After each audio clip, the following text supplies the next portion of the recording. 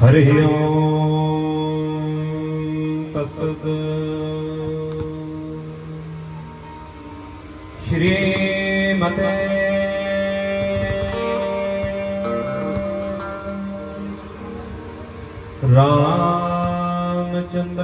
रामचंद्राय नमः।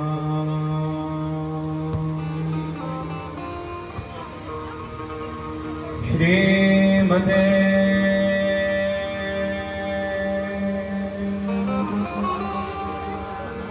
रामानंदाचार्याय नमः।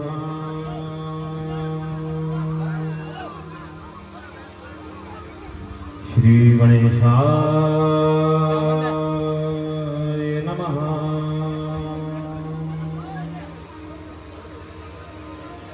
श्री सरस्वती नमः।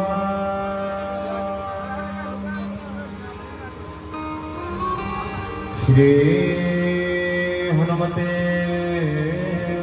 नमः।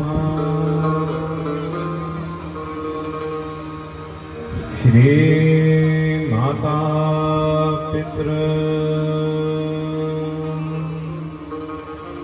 चरणकमलेभ्यो नमः।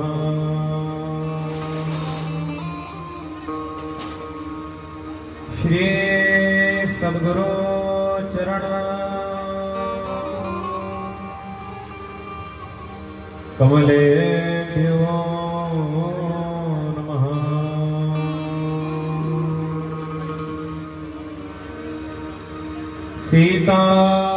सीतानाथ समारंभो श्री रामानंद मध्यमा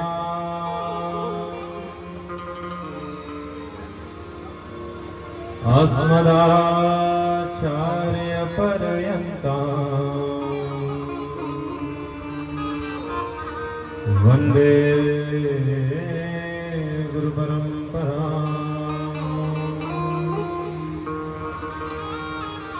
गौरांगं रश्मिं नित्यं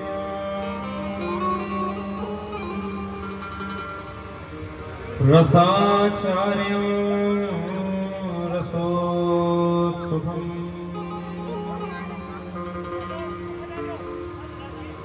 श्रीराम हर्षण देवाख्यं सद्गुरुं प्रणमाम्यहम्।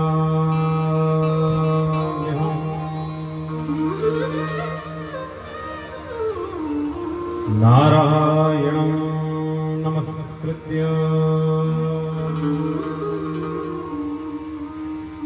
नरं चैव नरोत्तमम्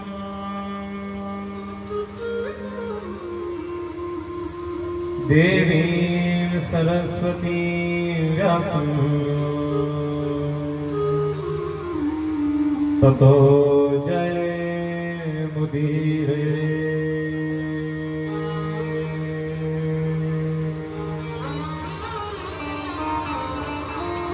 पंचगावः समुत्पन्ना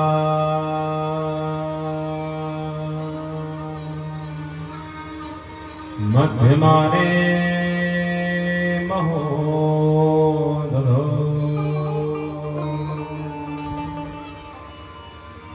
तासां मध्ये तु यानन्दः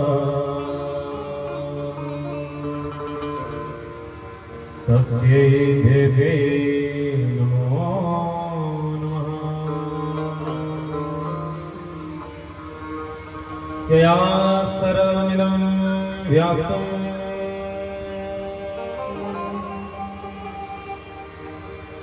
जगदस्थावरजङ्गमम् तां धेनुं शिरसा वन्दे भूतभव्यस्य मातरम्। भूतेर्महद्भिर्यैमा करो विभो निर्माय शेते यदमोषपूरुषः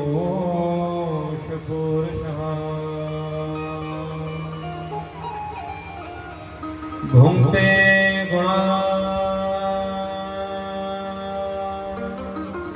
षोडश षोडशात्मकः सौलङ्कृपीष्टः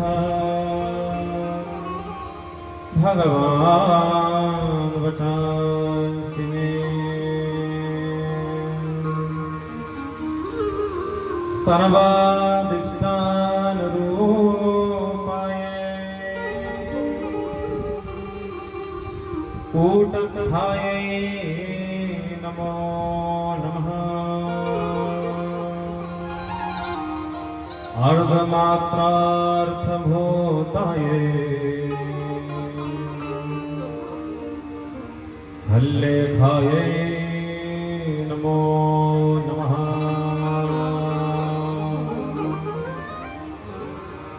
बुद्धिर्हि बोधकर्णा जगतां सतात्वम् श्रीशासि देवि सततं सुखदा सुराणाम्। कीर्तेस्तथा मतिधति किल कान्तिरेव श्रद्धारतेषु सकलेषु जनेषु मातः।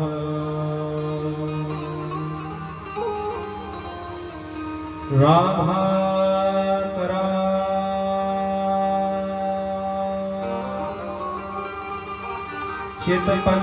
चित्पल्लववल्लरी के राधा पदांग विलसन मधुर स्थली के राधा यशो मुखरमा खगावली के राधा विहार विपने रमता मनो में।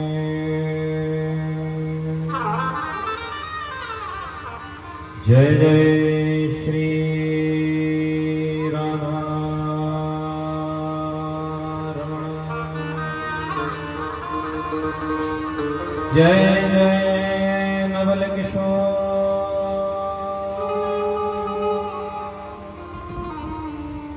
जय गोपी चित चोर प्रभु जय जय माखन चोर।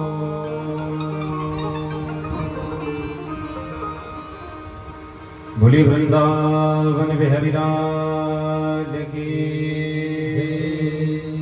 श्री दुर्गे महारानी की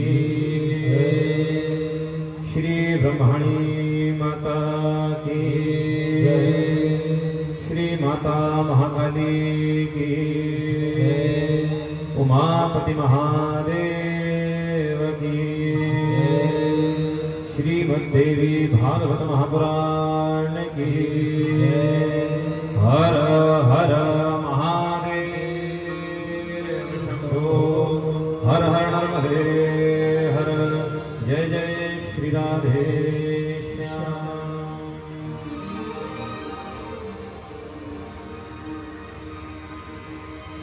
दो क्षण पहले अपने मन तथा वाणी को पवित्र करने के लिए मंगलमय भगवत नाम कीर्तन कर लेते हैं। उसके पश्चात आज की मंगलमय कथा में प्रवेश करेंगे। आइए मीठी मीठी तारी सेवा के साथ भगवान नाम गुणगान कर लें। बोलिए भक्त वत्सल भगवान की श्री राम जय राम जय जय राम श्री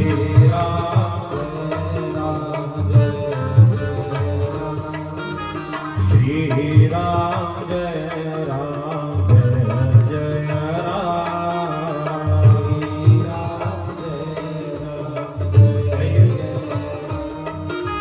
श्री राम जय राम जय जय राम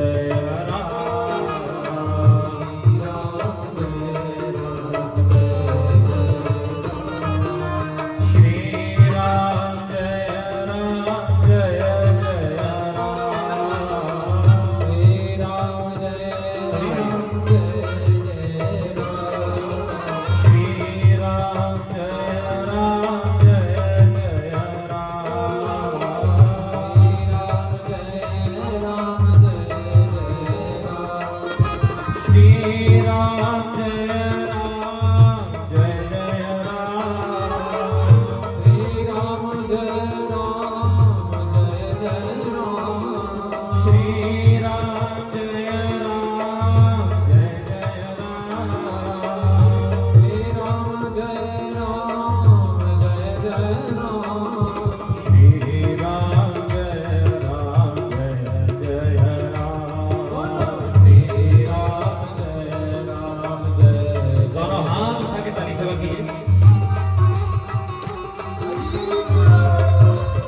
बोलिए दुर्गे महारानी की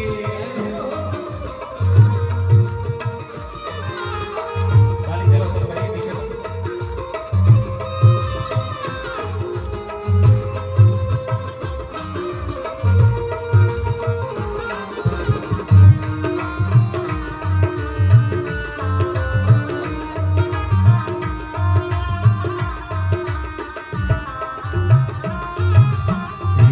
सीताराम जय सीताराम सीताराम जय सीताराम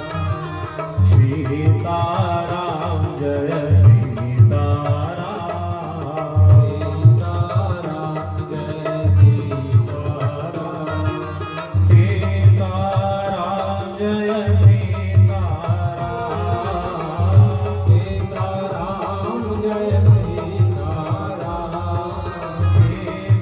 सीताराम जय सीताराम सीताराम जय सीताराम सीताराम जय सीताराम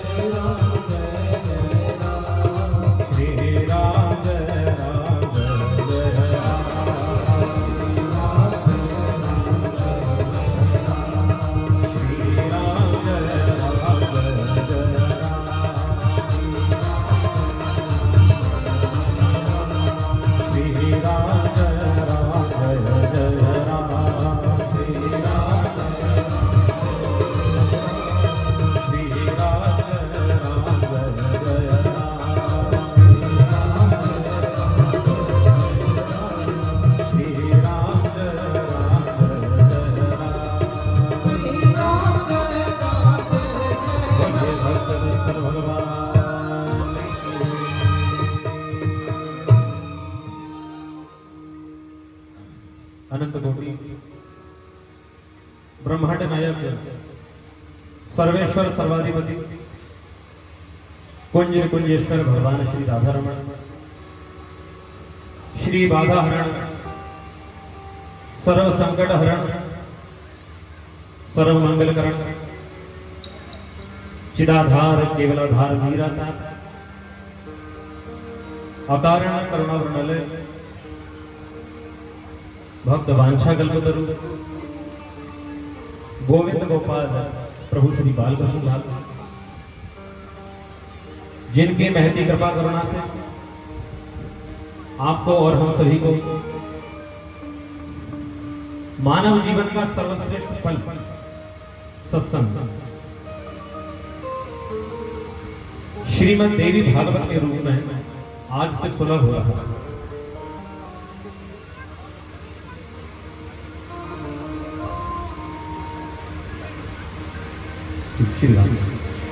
बोलिए भक्त वत्सल भगवान की जय। आवाज ठीक सुनाई दे रही है आप लोगों को?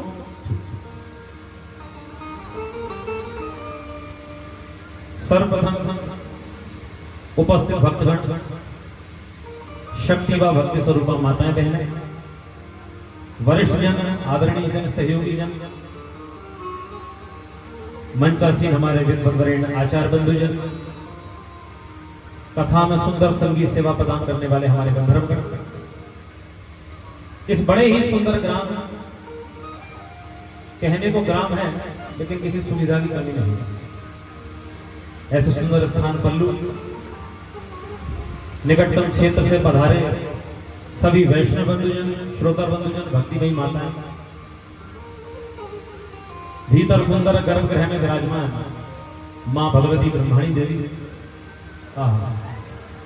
आज जब कलश यात्रा के बाद उनका दिव्य दर्शन हुआ, बहुत अच्छा लगा। माता महाकाली का सुंदर स्वरूप विराजमान है, भैरव देव का सुंदर स्वरूप विराजमान है, और वहीं उस मंदिर में ही आप बता रहे थे शमी का वृक्ष बहुत पुराना। और इस सुंदर श्रीमद् देवी भागवत महापुराण आयोजन में प्रत्यक्ष व अप्रत्यक्ष रूप से जो लोग अपना सहयोग प्रदान कर रहे हैं, सबसे पहले आप सभी को सादर जय श्री कृष्ण।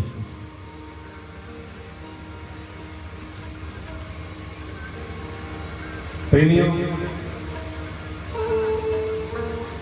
बड़ा ही सुंदर विषय है, भगवान की अतिशय कृपा हुई है कि आप लोगों को श्रीमद् देवी भागवत महापुराण सुनने का सुंदर अवसर प्राप्त हुआ। कल ही लंबे सफर से होते हुए आपके सुंदर ग्राम में रवाना हुआ। रात्रि में हम लोग 11:30 के लगभग आपके यहाँ पहुंचे। आज कथा का प्रथम दिवस, कथा को मैं प्रारंभ करूंगा। आप में से ऐसे बहुत से श्रोता बंधुजन, वैष्णव भाई लोग विराजमान हैं जो निरंतर कथाओं में जाते हैं,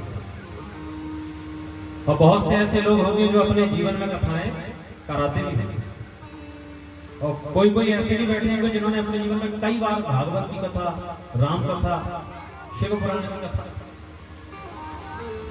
बड़ा ही सुंदर विषय है कि आपके मंदिर में जो भीतर आचार्य बंधुजन पाठ कर रहे हैं उनमें अधिकतर व्यास हैं, कथा करते हैं, तो अच्छे विद्वान। कोई अगर पूछे कि आपको कैसे मालूम अच्छे विद्वान हैं, आपने तो कभी कथा सुनी नहीं, तो विद्वान का जो पहला लक्षण है वह है विनम्रता, सहजता और सरलता। तो आते ही उनमें देखने को मिलते, उसका मतलब विद्वान है।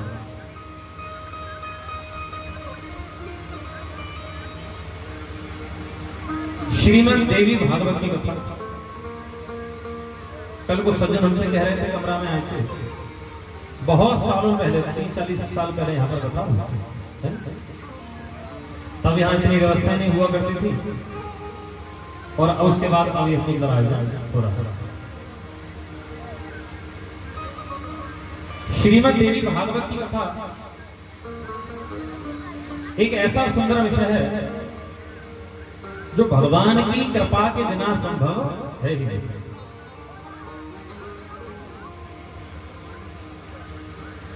जैसा हमको स्मरण है, कुछ महीना पहले आपके ही ग्राम श्री कांत सिंह जी जो है, उन्होंने हमको फोन किया कथा के लिए, और 10 मिनट की एक चर्चा हुई थी और कथा 1-2 दिन में यहाँ पर निश्चित थी। पर श्रीमद् देवी भागवत के विषय में कहा गया है, जरा ध्यान सुनिएगा। मैं एक छोटा सा निवेदन आपसे करना चाहूंगा, जो भैया लोग पानी पिला रहे हैं, एक छोटा सा मेरा बस निवेदन रहेगा, यही मेरी दक्षिणा रहती है, समझ लो ये दक्षिणा ही है कि जब भगवान की कथा प्रारंभ हो जाए तो हम लोगों ने समय रखा है 12 बजे से 4 बजे तक। ये रखा आप इस समय को 1 बजे से रखें, 2 बजे से रखें, 3 बजे से रखें, लेकिन भोजन पानी सब करके यहाँ पर बैठे। बीच में कथा में विषय को मैं ये नहीं पूछूंगा कि आप इसके पहले कैसे, मैं पूछने भी नहीं वाला 9 दिनों किससे कथा कराते थे, आपकी गांव में कैसी परंपरा है कि बीच में चाय पानी हुक्का के लिए उठते होंगे। ये हमारे साथ तो नहीं होता। क्यों नहीं होता, आज की कथा में सुन लेंगे। और ये सब करते हैं तो कथा का अपराध क्या बनता है वो भी सुन लेंगे। क्योंकि मुझे लगभग 105 कथाएं करते हुए समय हो गया। 106 नंबर की कथा आपके यहाँ है। और कथा प्रवचन में एक बात कहूं आपसे, जहां तक मुझको स्मरण है, आज तक मैंने किसी कथा में 2 बात बोली ही नहीं जो ग्रंथ में ना लिखी है। इससे बाहर मेरी बोलने की आदत नहीं है। तो जलपान की व्यवस्था में ऐसा करें, पीछे रखवा दें, जिन्हें जल पीना होगा थोड़ा परिश्रम करके जाएंगे, जल पिएंगे और सबसे फिर बैठेंगे, तो व्यवस्था भी बनी रहेगी। तो मैं श्रीमद् देवी भागवत कथा के विषय में कह रहा है, ध्यान से सुनिएगा। इस दुनिया में ऐसे बहुत से काम हैं जो आप धन बल से कर सकते हैं। आपके पास वो काम करने के लिए पैसा होना चाहिए। सुन रहे हैं? बहुत सारा पैसा है तो वो बड़े बड़े काम आप कर लेंगे। ये पहले प्रकार के काम। दूसरे काम ऐसे होते हैं जो आप अपने शरीर बल से कर सकते हैं। आपको वजन उठाना है लेकिन उठाने की ताकत नहीं है और पैसा बहुत है, फिर भी आप नहीं उठा पाएंगे। वजन उठाने की तो ताकत चाहिए, शारीरिक बल चाहिए। ये 2 प्रकार के काम। लेकिन तीसरा जो कार्य बताया गया है वो यह बताया गया है कि कुछ ऐसे काम इस दुनिया में ऐसे हैं जो केवल और केवल भगवान की कृपा के बल से किए जा सकते हैं।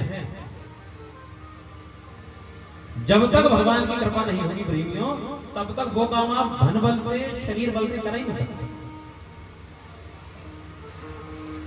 आज श्री जोशी जी के परिवार से भाई साहब आए थे, तो हमसे सुबह कह रहे थे, गुरुजी विचार तो हम लोगों ने बहुत किया, लेकिन देवी की कृपा हुई तो वही आप आ पाए।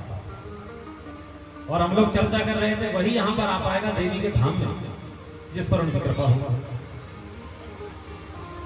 मैं कथा को प्रारंभ करूं तो आपसे 2 बात कहना चाहूंगा। पहले, अगर आप लोग इस बात को जानते हैं तो आप धन्य हैं, आपको प्रणाम। और नहीं जानते तो वो बात यह है कि आप लोग ये नहीं जानते कि आप कैसे दिव्य स्थान पर बैठे। आपके गांव पल्लू में अब तो तहसील हो गया ना, यहां पर आपको देवी ने अपने आप को दे दिया। इस मंदिर में मैं अपना अनुभव कहूं जी, हम लोग ट्रेनिंग सब में रहते हैं। देवी के दर्शन करने के लिए आपको अगर कहीं जाना हो तो श्रीमद् देवी भागवत में लिखा है कि देवी के लोक का नाम है, देवी के घर का नाम है मणिद्वीप। लेकिन आपके ग्राम पल्लू, आपको कहीं जाने की आवश्यकता नहीं है। भीतर जाइए, साक्षात देवी यहां पर बैठी है, बिल्कुल साक्षात बैठी है। और जो लोग उन पर खूब श्रद्धा रखते हैं ना, उनको नित्य अनुभव ही देती है। और दूसरी बात यह है, लंबा सफर करके हम लोग लौट रहे थे, खूब थकान भी थी, कुछ हमारे भैया लोग अस्वस्थ भी हो गए थे रात में। लेकिन जैसे हम भीतर मंदिर में गए और व्यास के ऊपर आकर बैठे, तो सच कहूं तो मुझको बहुत अच्छा लग रहा है, खूब विश्राम लग रहा है। आज प्रथम दिवस की कथा है, खूब भाव से देवी भागवत की कथा सुनना चाहिए। श्रीमद् देवी भागवत की कथा 9 दिनों का एक सुंदर क्रम है। कितने दिनों का? 9 दिनों। ध्यान सुनिएगा, बड़े अच्छे श्रोता लोग हैं आप। कथाओं में अधिकतर हम लोग जाते हैं तो होता यह है कि अगर 12 बजे से कथा है तो 2 बजे लोग आ जाते हैं, 1:30 बजे लोग आते हैं कि अभी गुरुजी बैठे होंगे, आरती होगी, कीर्तन होगा, आप भूमिका बताइए, फिर चलेंगे आराम। लेकिन आपके यहाँ देखने में बड़े लंबे समय बाद, इसके पूर्व हमने देवी भागवत पिछले वर्ष किया था नीमच में, इसी वर्ष जनवरी में, वहां भी 9 दिनों में लगभग 75,000 जनता थी। वहां भी ऐसे ही होता था कि पहले से ही पंडाल में बैठे बैठे। यहाँ भी सुंदर भाव है, तो कथा को प्रारंभ करें, उसके जोरदार तालियों से मां का अभिनंदन करते हैं। सेवा में भी यहाँ पर कोई कमी नहीं, व्यवस्थाओं में कोई कमी नहीं, भाव में तो बिल्कुल कमी नहीं। अच्छे भाव से आपने सुंदर कार्यक्रम की तैयारी की है। अब तो केवल एक चीज इसमें लगाना बाकी है। इस सुंदर अनुष्ठान में, इस सुंदर कार्यक्रम में एक ही चीज लगाना बाकी है। पैसा तो लग गया, तैयारी अभी पूरी लग गई। अब तो केवल प्रतिदिन 3-4 घंटे कथा सुनते सुनते अपने मन को इसमें लगाना है, बस, और भले को नहीं करना। श्रीमद् देवी भागवत, जिसके विषय में शास्त्रों में कहा गया है, अगर कोई मनुष्य करोड़ों वर्षों तक देवी का पूजन करे, ध्यान सुन, कोटि जन्म समुत्थेन पुण्य नैव लभ्यते, 1 करोड़ जन्मों तक खूब भगवान की सेवा करे, 1 करोड़ सालों तक नहीं, 1 करोड़ जन्मों तक क्या करे? खूब देवी की सेवा करे। पृथ्वी का ऐसा कोई तीर्थ नहीं हो जहां पर हम ना गया, ऐसा कोई दान नहीं जो उसने नहीं किया हो, ऐसा कोई पुण्य जो उसने ना किया, सब कुछ कर डाले। और 1 करोड़ जन्मों तक पुण्य करने के बाद जब देवी के पास पहुंचे और देवी से कहे, देवी मैंने 1 करोड़ जन्मों तक पुण्य किए हैं, उसके बदले मुझे कुछ दे दो, तो देवी क्या देनी जानती? कोटि जन्म समुत्थेन पुण्य नैव लभ्यते, करोड़ों जन्मों तक केवल पुण्य ही पुण्य कीजिए और पुण्यों को जाकर के देवी को जाकर, ब्रह्माणी माता को जाकर समर्पित कर दीजिए, तो देवी कहेंगी, ध्यान से सुनिएगा, 1 करोड़ जन्मों तक पुण्य करने के बदले मैं तुम्हें 9 दिन की श्रीमद् देवी भागवत सुनने का अवसर प्रदान करती हूँ। अभी आप नहीं जानते आप क्या सुनने वाले हैं। जिसके भी मन में सुंदर संकल्प आया तो आपके मन में नहीं आया, ये तो देवी के मन में आया और उन्होंने आपके माध्यम से करवाया। इस पुराण को कौन करा रहा है और कौन कर रहा है? वे ही करा रही हैं, वे ही कर रही हैं, और वहीं बैठे बैठे सुन रही है। माँ की आदत तो सभी जानते हैं, बच्चे को जब कोई चीज सिखाती हैं या उसको प्रोत्साहित करती है तो कहती ना, आगे आगे चलो, मैं पीछे आ रहा हूँ, मैं पीछे ही खड़ी हूँ, आगे बढ़ो। ऐसे ही आप और हम सब लोग आगे बढ़ रहे हैं भक्ति मार्ग में, और पीछे हमारी माता बैठी हुई है। प्रेमियों, यह वो कार्य है श्रीमद् देवी भागवत, जो अपने जीवन में एक बार जरूर सुनना चाहते हैं। 9 दिन की श्रीमद् देवी भागवत जीवन में जिस मनुष्य ने श्रवण नहीं करी तो उसने क्या खाक देवी की भक्ति की? फिर क्या देवी की भक्ति करी जब आपने उनकी कथा नहीं सुनी? और देवी के विषय में कहा गया है, कोई मनुष्य अगर किसी भी प्रकार का संकल्प देवी के लिए करे, कोई भी प्रकार का मन में ऐसा संकल्प ले कि ये काम मैं देवी की प्रसन्नता के लिए करूंगा, माता रानी की प्रसन्नता के लिए करूंगा, तो संकल्प लेने मात्र से ही देवी उसके साथ हो जाती है, उसको पूरा कर जाती है। आप लोगों ने कथा सुनी होगी, इस कथा का नाम है सत्यनारायण भगवान की कथा। सुनी कि नहीं सुनी? तो सुनी होगी, ऐसे कर दिए तो। सत्यनारायण भगवान की कथा में कितने अध्याय होते हैं? 5। उसके दूसरे अध्याय में आप लोगों ने सुना होगा, ध्यान सुनना, एक ब्राह्मण देवता अपने घर में सत्यनारायण भगवान का पूजन कर रहे हैं, और एक लकड़हारा उनके मकान में भीतर चला गया। ये कथा, लकड़हारा भीतर गया, उसने ब्राह्मण से पूछा कि हे ब्राह्मण देवता, आप ये सब क्या कर रहे हैं? तो ब्राह्मण ने कहा कि भगवान की प्रसन्नता के लिए अपने सभी दुखों को मिटाने के लिए, धन और कृपा प्राप्त करने के लिए सत्यदेव का पूजन कर रहा है। इसको करने से सभी दुख छूट जाते हैं, निर्धन धनवान हो जाते हैं, बंदी बंधनों से मुक्त हो जाते हैं। तो लकड़हारे ने पूछा कि इतना अच्छा व्रत है? बोले हाँ। तो आपने उस कथा में सुना होगा, और नहीं सुना हो तो अगली बार जब सत्यनारायण कथा घर में करो। आपके यहाँ होते नहीं कि राजस्थान में सत्यनारायण कथा होती? तो लकड़हारे ने उसी घर में बैठे बैठे संकल्प किया कि मैं भी कल लकड़ी बेचने जाऊंगा, और लकड़ी बेचने से मुझको जो पैसा मिलेंगे, जो धन मिलेगा, उससे सत्यनारायण भगवान का व्रत करूंगा। ऐसे ही लकड़हारे ने अपने मन में जैसे संकल्प किया, तो संकल्प भगवान ने सुन। अगले दिन जब लकड़ियों को बेचने गया तो हुआ क्या? बोले अगले दिन जब बाजार में लकड़ी बेचने गया तो लकड़ी 100 गुने दाम पे बिक गई। एक ही दिन में लकड़ी इतनी महंगी तो हो नहीं जाती, फिर इतना सारा पैसा उसको उस लकड़ी का क्यों मिला? तो वहां कहना पड़ेगा कि जब उसने मन में संकल्प लिया था कि कल मैं कोई काम भगवान के लिए करूंगा, तो उस संकल्प को पूरा करने के लिए भगवान ही एक सेठ बन गए और उसकी लकड़ियों को खरीद लिया, 100 गुने दाम पर खरीद लिया, जिससे वो भगवान का पूजन कर पाए। इसी प्रकार जब भगवती दुर्गा देवी, चाहे उन्हें माता महाकाली कहें, चाहे ब्रह्माणी देवी कहें, ब्रह्माणी माता कहें, इनकी बहुत महिमा। ब्रह्माणी रुद्राणी तुम कमला रानी, कमला रानी वाली लक्ष्मी। ब्रह्माणी देवी सभी देवियों में प्रथम है, देवी भागवत में इनका बहुत वर्णन है। एक तो भगवती महिषासुर मर्दिनी और एक ब्रह्माणी माता।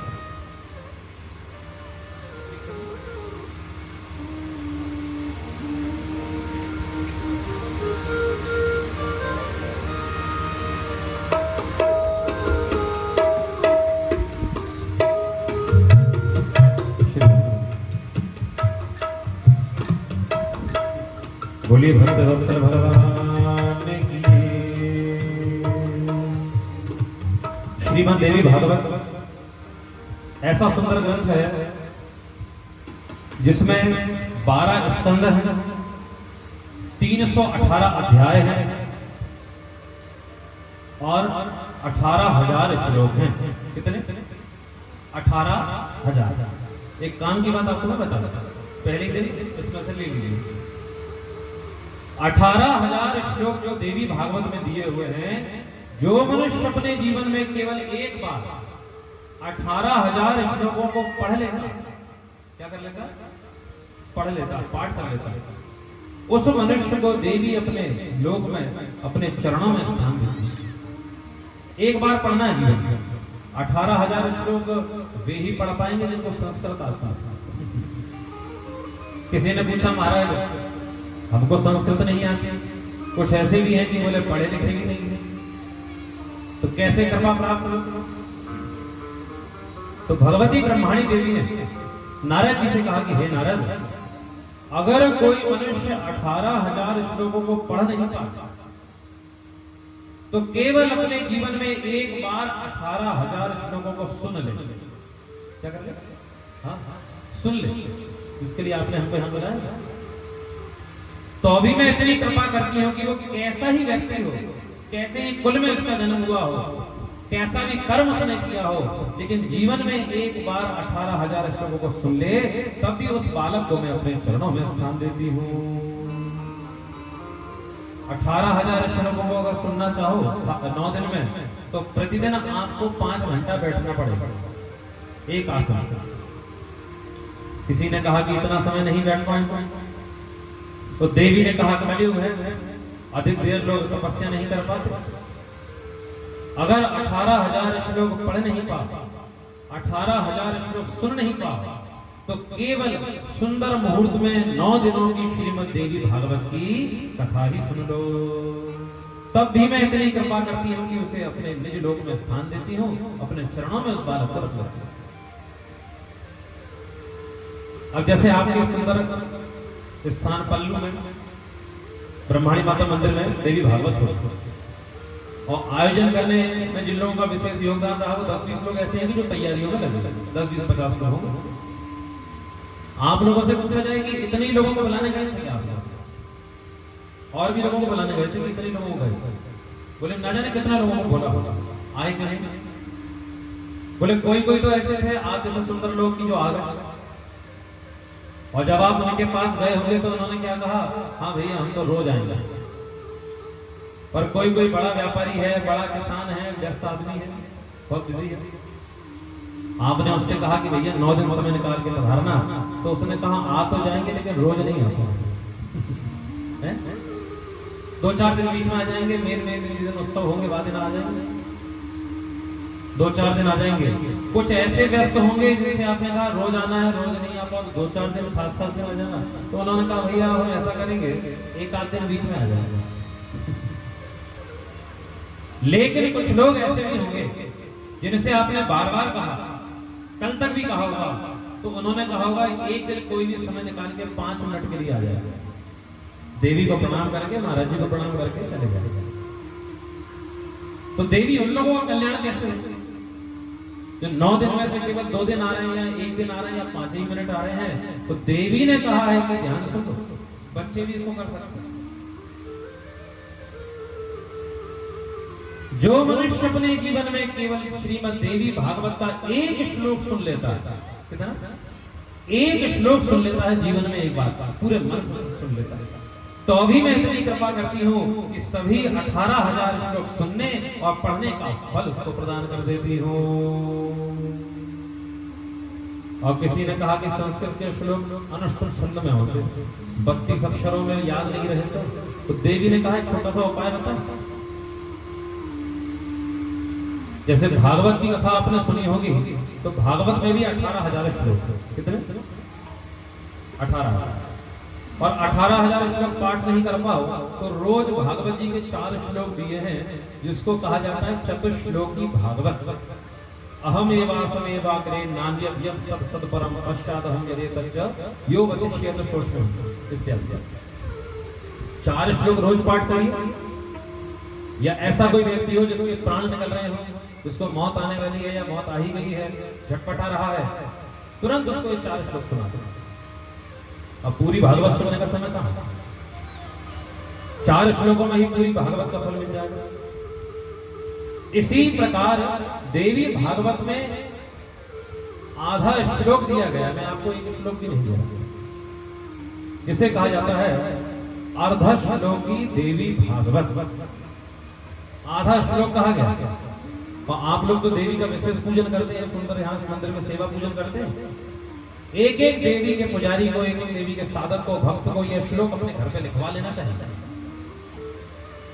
हाथ उठा के बताओ, भागवत की किसने सुनी अभी? कहीं भी जाके भागवत सुनी? भागवत ही सुनिए तो हाथ उठा के बताओ। राम कथा सुनी? शिव पुराण? और यहां पर कितने ऐसे लोग बैठे हैं जिन्होंने भागवत की कथा तो सुनी, लेकिन श्रीमद् भागवत कथा सुनने के बाद, ध्यान सुन, श्रीमद् भागवत कथा सुनने के बाद जब अपने घर आए 7 दिनों के बाद, तो भागवत का एक श्लोक अपने घर में लिखवाया, लिखा। रामचरितमानस की 2-4 चौपाइयां तुम्हारे दरवाजे पर लिखी है, इसलिए कहा जाता है कथाओं को सुनिए, उसको धारण कीजिए। श्रीमद् देवी भागवत में आधा श्लोक कहा गया है, जिसे कहा जाता है अर्ध श्लोकी देवी भागवत। हाथ जोड़कर बैठिए और ध्यान से सुन लीजिए। और अभी 8वां दिन हम यहाँ पर है, चाहो तो लिख के भी ले लेना, अपने घरों में लिखवा लेना या मंदिर के द्वार पर लिखवा देना। आप लोगों ने मंदिर में सुंदर चांदी के दरवाजे लगवाए। आज मैं जब मंदिर में दर्शन कर रहा था तो लिखा था कि कोई सज्जन का नाम इनकी स्मृति में, उनकी स्मृति में, ये सब लिखा। एकाध कोई भक्त ऐसा भी हो जाओ कि 9 दिन की देवी भागवत कथा के बाद चांदी के पत्र पर इस आधे श्लोक को लिखकर देवी को समर्पित कर दो। और मुझे आशा है आपने सुंदर ये कार्य करेंगे। मेरा भी सहयोग रहेगा तो बिल्कुल उसमें आप कह सकते हैं। आधा श्लोक क्या है तो ध्यान से सुन लीजिए। सर्वं खलविदमेवाहम् नान्यदस्ति सनातनम। सर्वम फलविदं मेवाहम नान्यत् अस्ति सनातनम।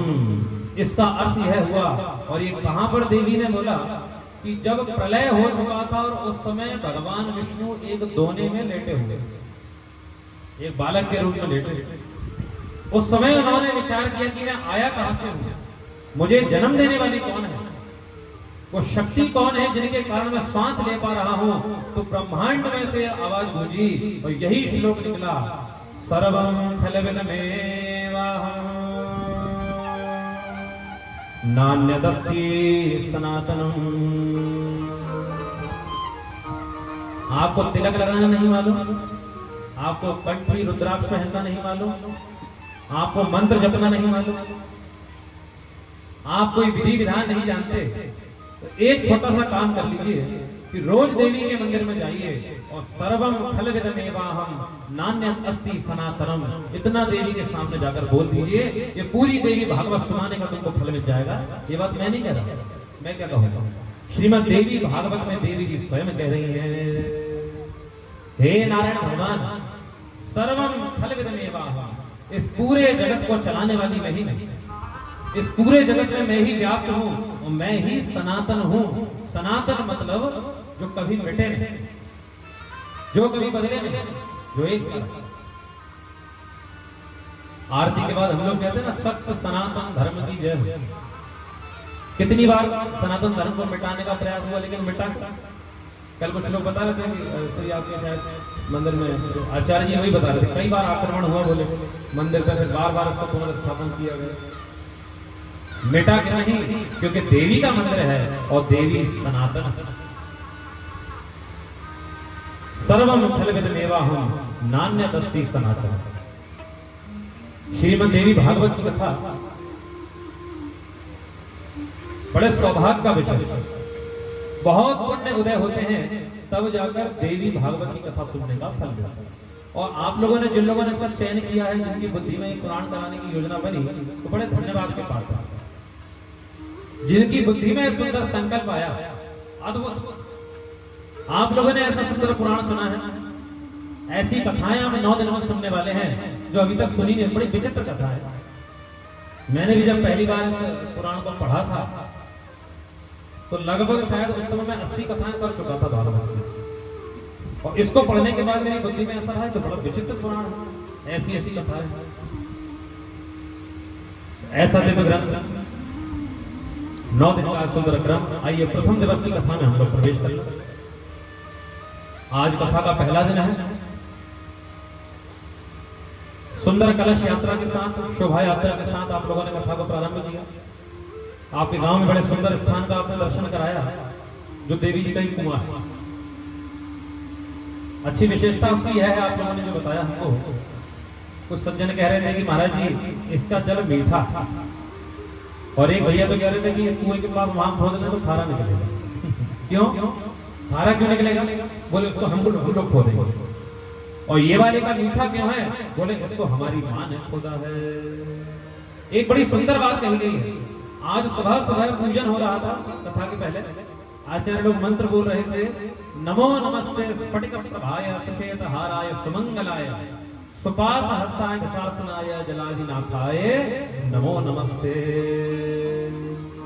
नमो नमस्ते स्फटिक प्रभाय सुषेत हाराय सुमंगलाय नमो नमस्ते स्फटिक प्रभाय सुषेत हाराय सुमंगलाय सुपास हस्ताय जशासनाय जलाधिनाथाय नमो नमस्ते। सुपास हस्ताय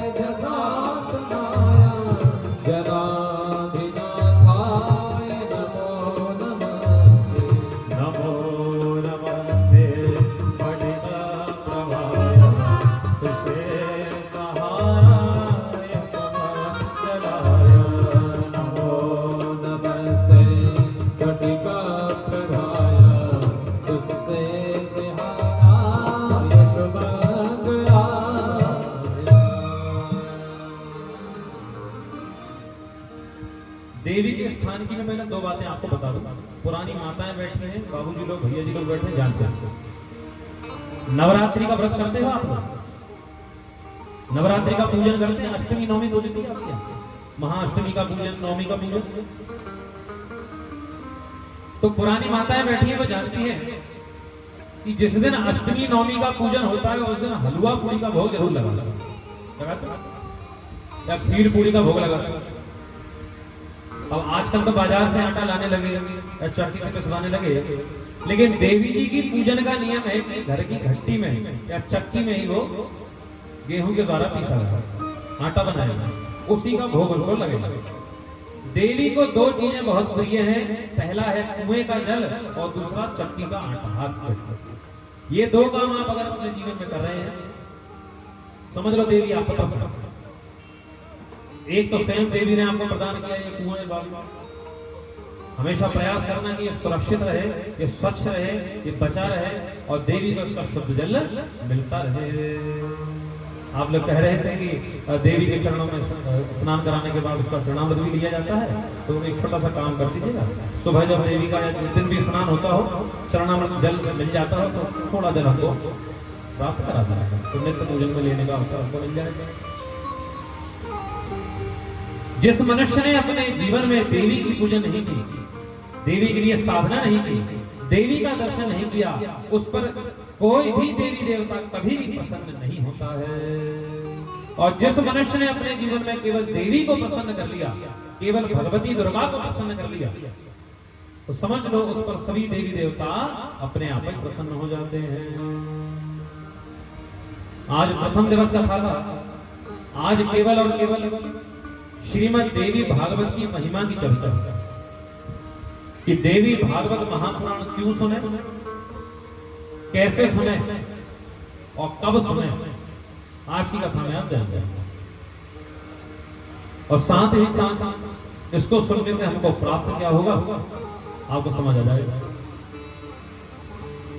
देवी भागवत की कथा सबसे पहले हमारे सभी पापों का नाश कर देगी।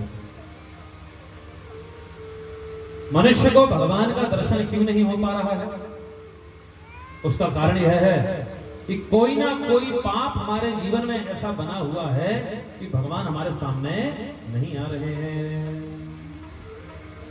जब तक जीवन में पाप बना रहेगा तब तक भगवान का साक्षात्कार नहीं।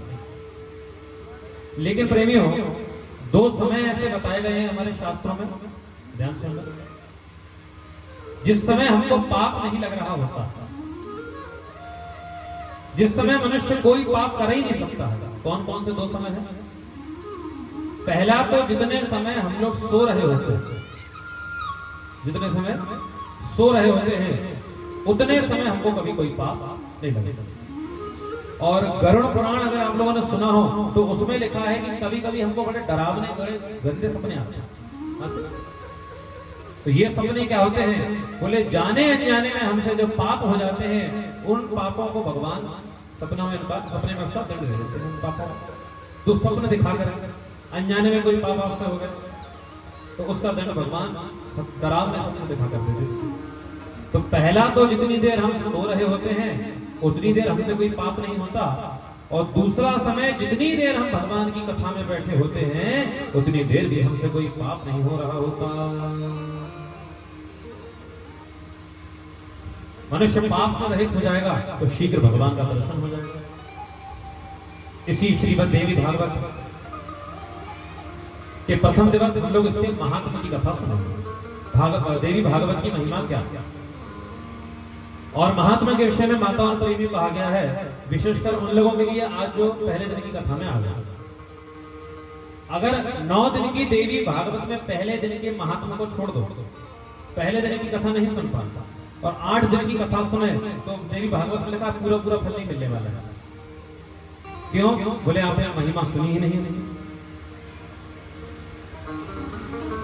जैसे भगवान शंकर की आरती करें और शंकर जी की आरती के बाद कर्पूर गौरम करुणावतारम नहीं करें तो पूरी होगी क्या? इसी प्रकार किसी पुराण को सुना जाए और उस पुराण की महिमा को महात्मा को नहीं सुने तो पूरा पूरा फल प्राप्त नहीं होता है। आपके मंदिर की एक विशेषता और हम आपको बता दें, अगर आप लोग जानते हैं तो अच्छी बात है। ब्रह्माणी माता का दर्शन करने आए, माता महाकाली का दर्शन करने आए, लेकिन उनके सामने जो भैरव देवता बैठे हुए हैं, इनका दर्शन नहीं करोगे तो पूरा पूरा फल देवी नहीं देने वाली है। काशी विश्वनाथ का दर्शन करने बनारस चले जाइए, बनारस में काशी विश्वनाथ का दर्शन कीजिए, लेकिन अगर अन्नपूर्णा और काल भैरव का दर्शन नहीं किया तो आपको पूरा पूरा फल नहीं मिलने वाला है। इसी प्रकार 9 दिन की देवी भागवत की कथा को सुन, लेकिन उसमें से पहले दिन की कथा को छोड़ दिया, महात्मा को छोड़ दिया, तो 8 दिन की कथा पूरा पूरा फल नहीं देगी। बड़े समझदार हैं वो लोग जो आज पहले दिन से पधारे। श्रीमद् देवी भागवत की कथा के महात्मा आइए हम लोग प्रवेश करते हैं। महात्मा माने महिमा। सरलता से कहें तो जैसे मुझे मान लीजिए अभी प्यास लगे और मैं किसी बच्चे से कहूं कि बेटा हमको 1 गिलास पानी ला दे, 1 गिलास पानी लेकर के वो मंच पर आ जाए, और मंच पे आ जाए तो हम उससे कहें बेटा इस गिलास में क्या है, तो वो क्या कहेगा, गुरुजी इसमें क्या है, पानी। तो हम पूछेंगे इससे क्या होगा, तो बालक कहेगा कि इस पानी को अगर पौधे में डाल दिया जाए तो पौधा बढ़ने लगेगा, इसी पानी को खेत में डाल दिया जाए तो फसल बड़ी हो जाएगी, इसी पानी को अगर चावल में डाल दिया जाए, चूल्हे पर रख दिया जाए तो भात बन जाएंगे, भोजन बन जाएगा। तो हमने कहा बेटा हमने तो पानी पीने के लिए पिलाया था, ये सब तुम क्या बता रहे हो। तो बच्चा कहेगा गुरुजी ये इसका महात्मा है पानी का, ये उसकी महिमा है। ये सुंदर ग्रंथ हमारे सामने रखा तो है, लेकिन इसको सुनने से होगा क्या। अभी मैं जैसे श्री भाटी जी से कहूं कि उठ करके एक गोली सफेद रंग की सबके हाथ में दे दो मीठी सी, और सबको 1 गिलास पानी दे दो और कहो कि गोली खा जाओ, तो सबसे पहले आप क्या पूछेंगे, इससे होगा क्या, इससे क्या होगा। तो वेद व्यास जी महाराज जानते थे कि कलयुग में मनुष्य को अगर किसी भी काम करने के लिए कहा जाएगा तो सबसे पहले वो यही पूछेगा उससे होगा क्या। इसलिए किसी भी पुराण के पहले दिन उसके महात्मा को सुनाया जाता है, इससे ये होगा अगर तुमको लाभकारी लगे, फायदेमंद लगे तो कल से आने। तो ध्यान से सुन लीजिए श्रीमद् देवी भागवत, जिसके महात्मा में 5 अध्याय हैं।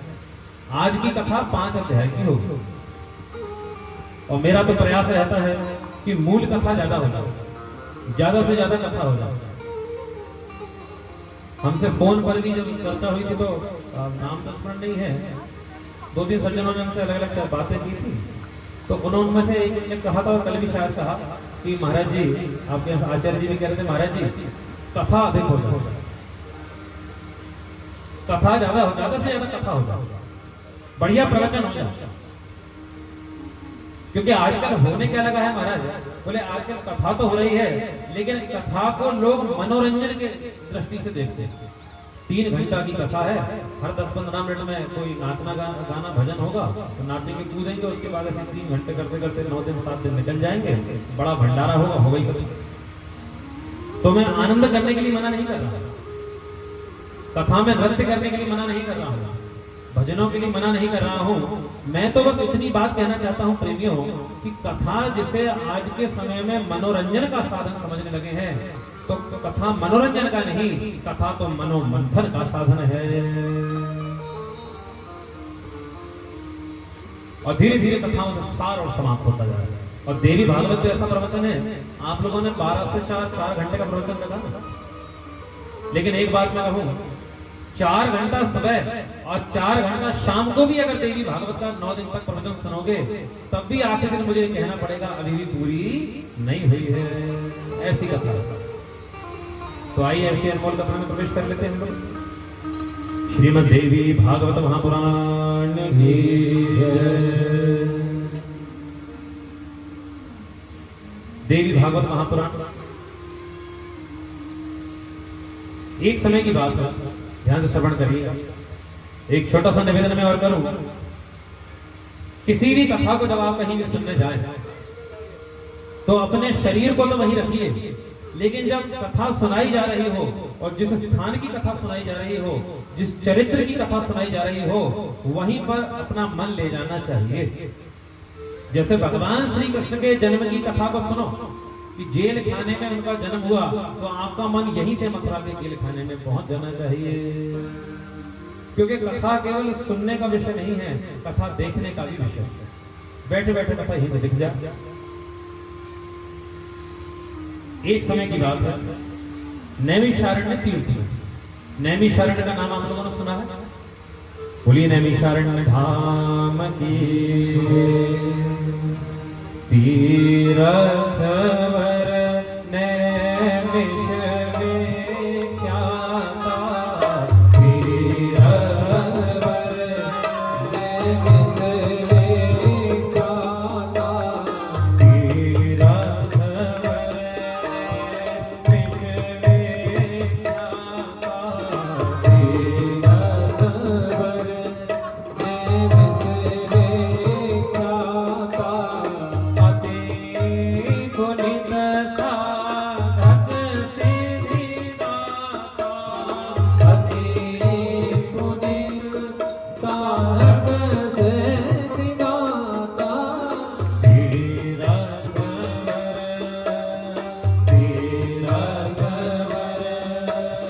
तीरथ वर नैमिषारण्य की पावन भूमि कैसी है सुन लो। आप में से कुछ लोग ऐसे होंगे शायद कभी नैमिषारण्य गए हो, गया कोई साथ नहीं गए?